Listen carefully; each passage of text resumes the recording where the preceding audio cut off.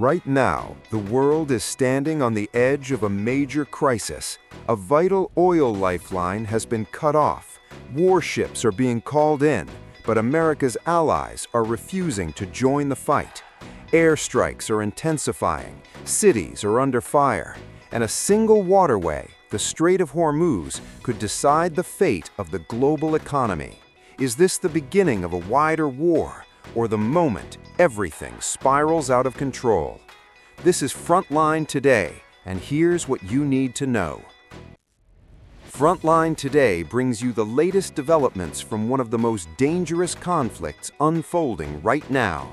The war involving the United States, Israel, and Iran is intensifying rapidly, with major global consequences already being felt across the Middle East and beyond.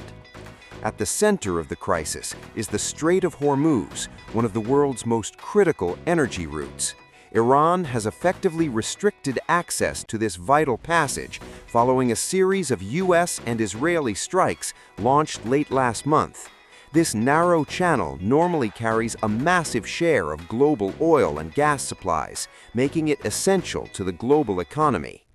Now, U.S. President Donald Trump is pushing allies to step in and help secure the route.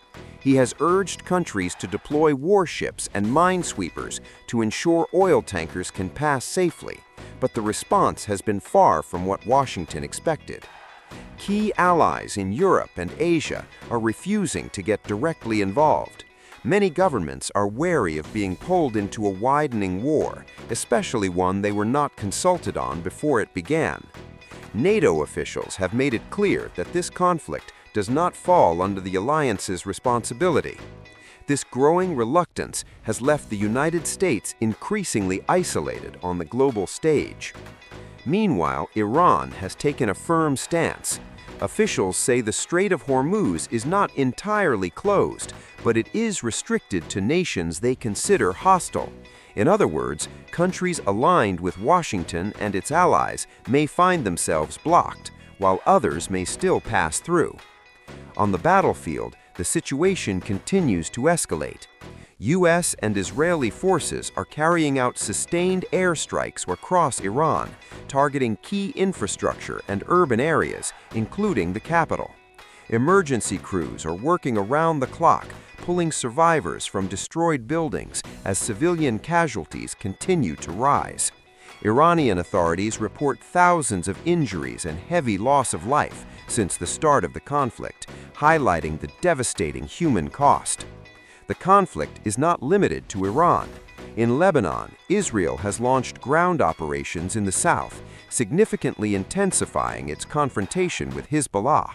The fighting has already displaced more than 1 million people, creating a massive humanitarian emergency.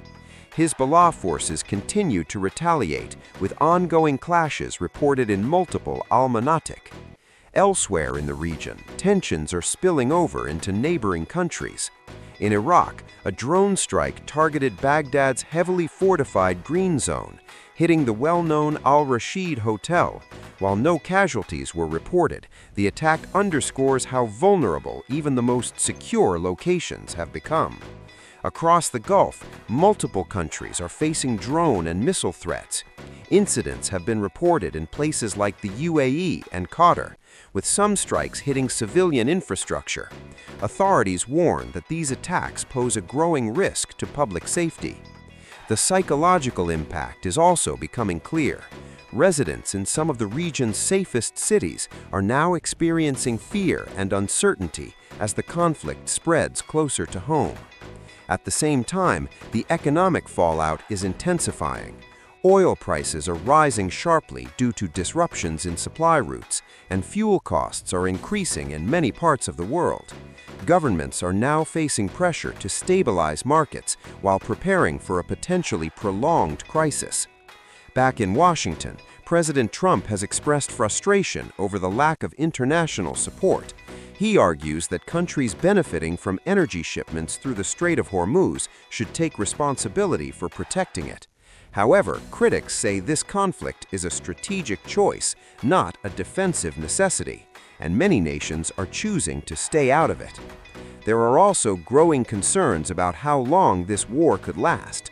Military officials suggest operations may continue for weeks, possibly longer.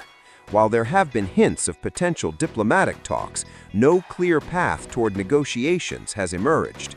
For now, the region remains on edge. Missile alerts, air raid sirens, and emergency evacuations have become part of daily life in several countries. Governments are trying to maintain a sense of normalcy, but the reality on the ground tells a different story.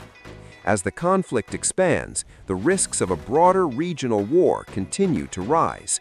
And with global energy markets under pressure and millions of lives affected, the stakes could not be higher. Stay with Frontline Today for continuous updates on this developing situation.